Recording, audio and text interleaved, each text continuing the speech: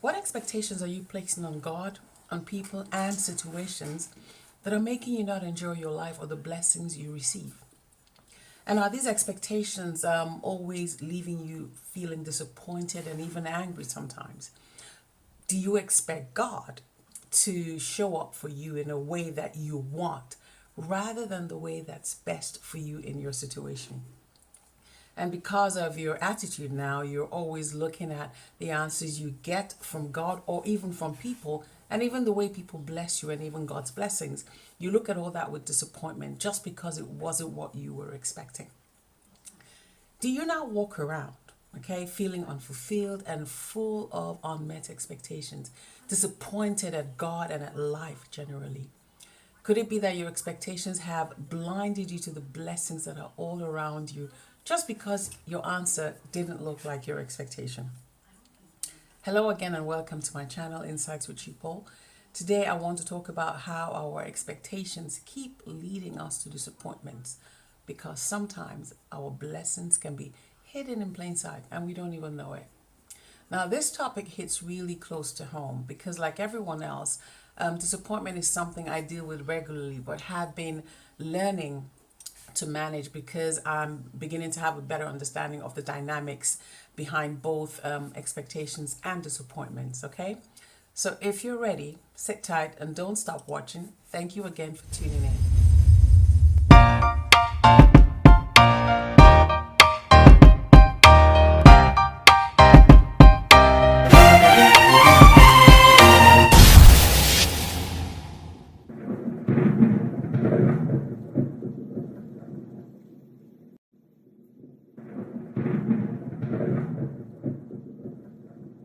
Let me tell you all a very funny story. A few years ago, I was so desperately in need of money because I was broke. And so I decided to put God to the test by playing the lottery. The jackpot for that week was about 150 million euros, thereabouts. Yeah, 150 million euros. And it was one of the biggest jackpots they had ever had, or rather, they had had in a long time because they'd been having, huge amounts before. Anyway, everybody was being encouraged through the media to try their luck, to go out and buy tickets and just play the lottery. So I figured that since I was a faith-filled believer and also very broke at that time, meaning my situation was one that called for a miracle, I believed that I'd give it a try. I had also during those days been trusting God and believing God to manifest the power of faith through me, manifest to the world what true faith is. You know what I'm trying to say. And I was certain He would. So the weekend before the lottery was scheduled to be rolled out, I went into 7 days of fasting and prayer where I cried, I prayed, I told God all my worries and all my pain, all my sufferings, all the disappointments I'd had. I just poured out, I just told Him everything and how I was feeling. I also told Him how much this money would change my life and that of others around me. Because of course, like many people love to do, I love to vow things to God too. I vowed that I would change the lives of people I knew who were going through really hard time. I would go to Africa and I haven't thought of buying an orphanage, I think. Anyway, I just told Him I was going to put the lottery money to very good use, okay? I just wanted God to bless me so that I would be a blessing to others too. Anyway, you get the picture of what I'm trying to say and how serious I was. All right, so come lottery day, my ex-husband, who didn't believe in God and had been laughing at me a lot. He was calling me all kinds of names and calling me foolish for believing that God would grant a little insignificant me, as he put it. He said, how could I imagine that God would give me such a huge amount of money just because I decided to fast and pray? And he mockingly came into the room, or he came into the room and looked at me and he mockingly said, "So are you ready to be the youngest millionaire in the world?"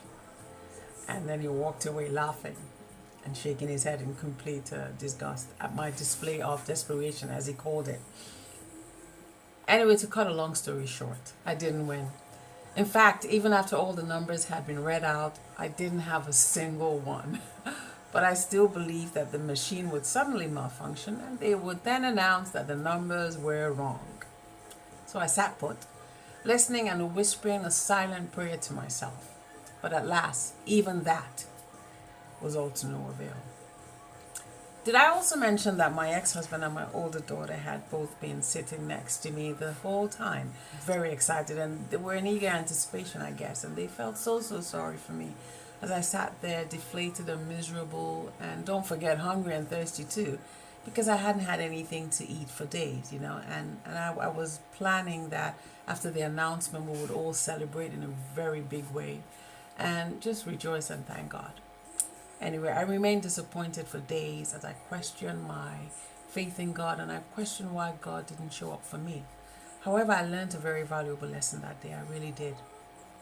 Now, although that wasn't the only disappointment I'd ever experienced in my life, it was, however, a very painful one because first, I had combined my desperate expectation with intense, and I mean intense fasting and prayer. In other words, my expectation was matched with an action while I was trusting and waiting, okay? And second, my family were watching and waiting to laugh at me. And knowing this made me feel cornered to a wall. In other words, again, there's pressure on you when people are watching your act of faith and they want to either mock you or rejoice with you. That's the truth I've come to realize, from my own expectation at least, that disappointments I've suffered that didn't involve any prior efforts or activities or input from me and had no strings of expectation attached to them were easier to get over. Yes, they were easier to get over. And I say they were easier to get over because when you don't have to do anything to get what you're expecting, when you don't have to put in any effort, you won't feel too devastated. And that's the truth. You won't feel devastated about any disappointing outcome that you have than when you had to leap over hills and mountains, as they say, to ensure that you're not disappointed, okay? Because that kind of disappointment, again, can really mess you up. It can. But if you're the kind of person who doesn't give up easily, you continue to support your realistic expectations by backing it up with the necessary action, you will eventually have the breakthrough you desire or even more. And there may be disappointments in between, don't get me wrong, but it will all always turn out for your good. Now, I want to dwell on having realistic expectations because even as believers that operate by faith, certain expectations we have must be realistic, except you have a divine conviction from God to expect otherwise. Let me repeat it this way.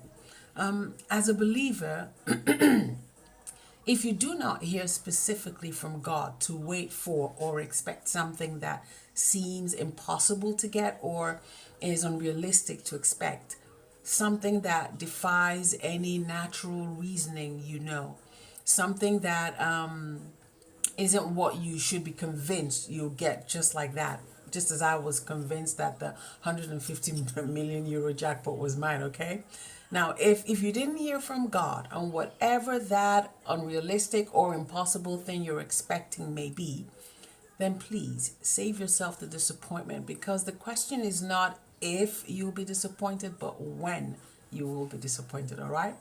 So if you need a job, for example, and you're not applying for jobs, but you're waiting on God to make Microsoft's HR call you and offer you your dream job because you think God will appear to the CEO while he's sleeping at night and give him your number or give them your number and ask them to call you the next morning and offer you the position of their regional manager, although you never even finished school, for example, then I'm sorry.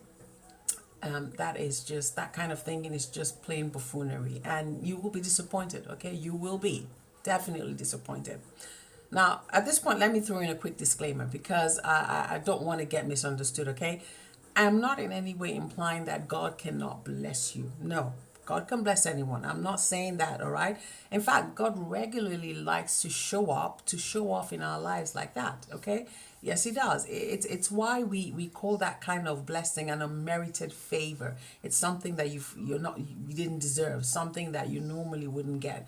It's usually also something that you weren't expecting the way it came, but it showed up anyway in an even bigger and a better format. All right.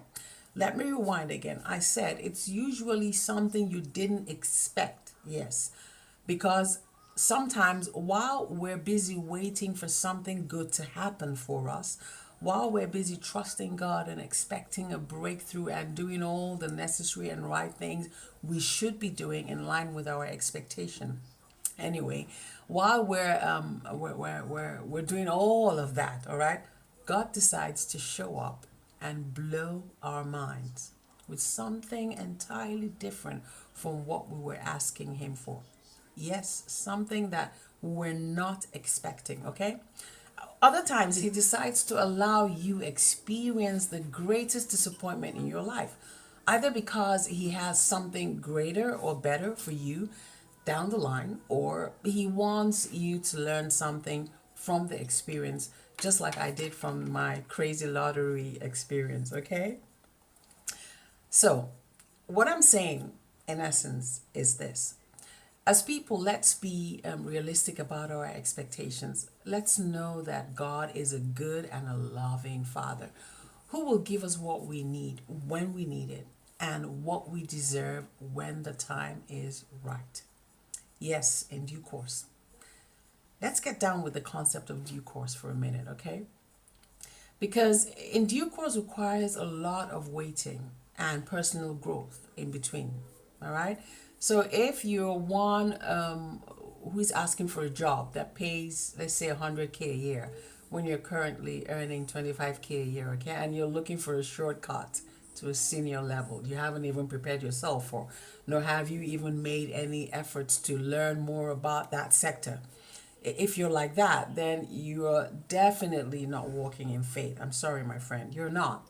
And that's just foolishness, okay? And you really need to wake up because God is not a magician. No, He isn't, okay? He honors a person's efforts, their hard work, and their discipline that they put in to place value on themselves. All right. And sometimes while you're busy working towards your goal in whatever way you are, God causes His light of favor, and I just love that about Him. He causes His light of favor to shine on your path, and He opens an even bigger and better door for you. Yes, He does. So the bottom line here is that you must check your expectations and then reset it to match your reality while you're walking in faith that can exceed your realistic expectation. I think I just made that one up. Let me repeat it again like this. Match your realistic expectation with faith, okay? And then watch it deliver an even bigger than what you expected answer. Yes, something exceeding what you expected. Now, it's also very common that after you've done all the right things, you're still not getting your requests granted. Okay, it's very common. And after a while of having that kind of a multiple back-to-back disappointment like that, it is inevitable that you'll start to feel like you're cursed or something, you know? You especially if you're literally watching everyone else around you, you know, getting an answer to their prayers and making progress in life or with their lives. They're getting the spouse they prayed for. They're having their babies after waiting for a very long time too. They're getting their dream jobs. They're getting promoted. Some are starting up their own businesses or whatever it is, you know, they've been praying and working so hard for, you know. They're getting it all. They're getting everything. While you seem to have reached a dead end in all your efforts, and God has forgotten about you. At least that's how you feel. And this can become a hard and painful existence for you, you know. You feel like you're just existing and you question yourself. You question your motives for wanting the things you do. You know, you check your life for any discrepancies you may have missed. Then you start to believe that there's some heavy evil jinx or juju even upon you. Yeah. You start to think that someone has cast an evil spell upon you. You see, I too have really experienced all of these moments. I know how it feels. And when you get like that, you feel so helpless and you just detach yourself from the world and you wallow in self-pity and repressed anger at it all, believe me. But the fact is this: feeling constantly miserable and hopeless about your disappointments and consistently replaying everything about this disappointment in your mind really changes little in reality. In fact, doing so may often make matters worse, yes.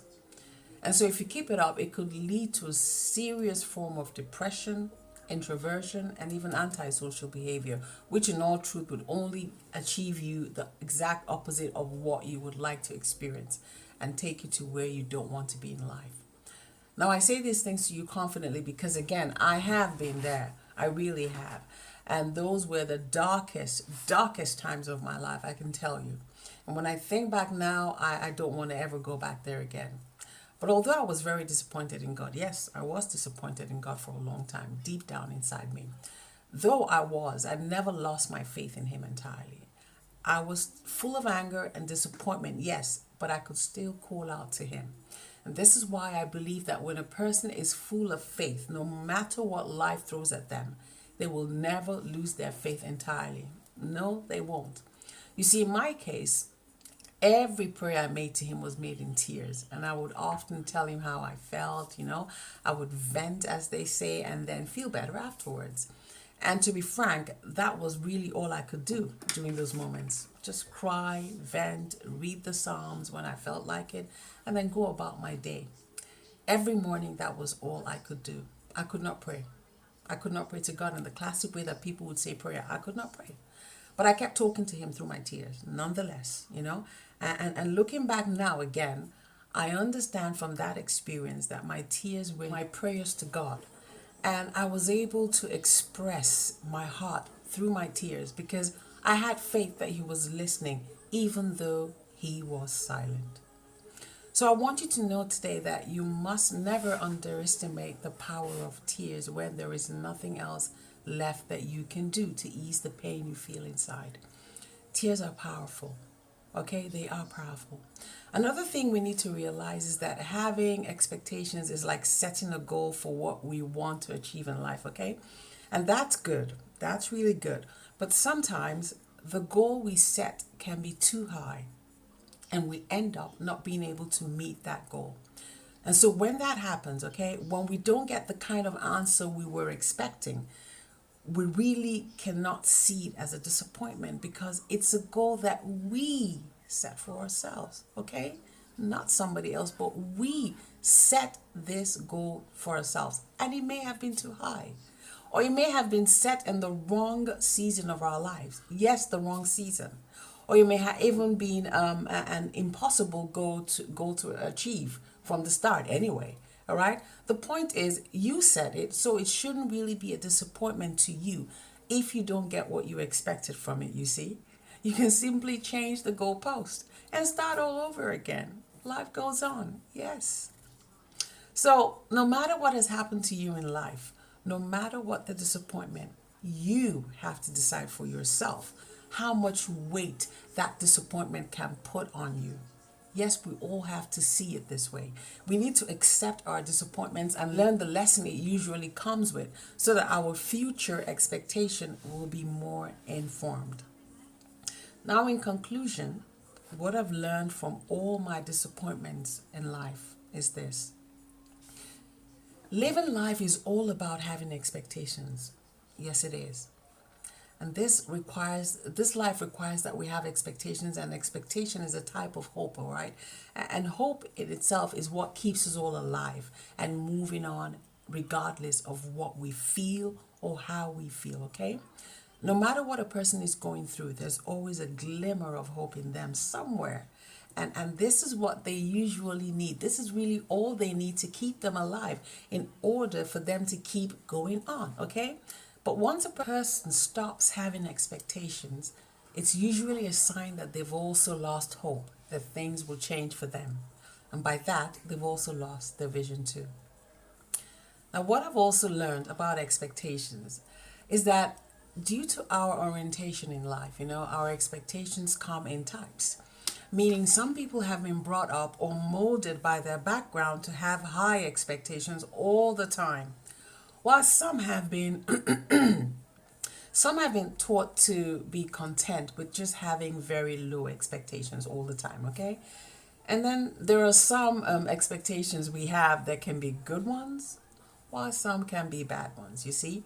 The bottom line is we will all have expectations because it is part of what makes us all evolve, in life. We have expectations to live a long and healthy life, We have expectations to do well at school and become successful in life one day.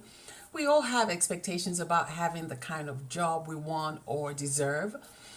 We have expectations about what kind of spouse we want and for the marriage to be strong and last long. We also have expectations about who our children will become later in future one day. Or we just generally have an expectation that everything we do will work out well for us, okay? We have all kinds of expectations. But the thing about having these expectations is that they're not always guaranteed to happen just because we expect them to happen and also have told God about them in faith. No, absolutely not. And so I understand now that most times the outcome of my expectations and the reason for some of my disappointments were about me, okay? About me. Meaning the outcome I received was based on the type of expectation I placed on what I wanted. And so to put it this way, every time I asked for something, I expected only that, and nothing else would have been acceptable to me, you see. And so whatever I got instead of what I was expecting would have been acceptable to me if I had not placed the kind of expectation I placed on it. And I would have been happier, okay? But because I had already decided what the outcome should be, any other outcome, even if it was still a good one, was no longer pleasing to me. Sometimes in life, what we've placed high expectations on or are expecting to see isn't what is right for us at that time or right for us at all. And because God knows what's best for us, He gives us something entirely different from what we asked for, or even better than what we asked for. I'm a living witness to that. If we approach our disappointments in life from this point, maybe we can start to understand that why we don't receive what we've been expecting for so long could be because we are expecting the wrong things from God or the right things at the wrong time. And sometimes the very thing we're expecting has already been given to us, wrapped up in a different package from what we expected. And we don't even know it. Okay, we don't know it. The fact is that no matter how long you wait for a thing and how many times you've been disappointed in life, one day things will change as long as you never give up. And in due course, when the time is right, your disappointments will become an appointment with your change of story. Believe it, and it will be so for you. So that's all I have today for you folks. Thank you so much for watching. And I hope you got something out of this today, because I really did, just listening to myself. If you did, please like the video and leave me a comment about it, okay?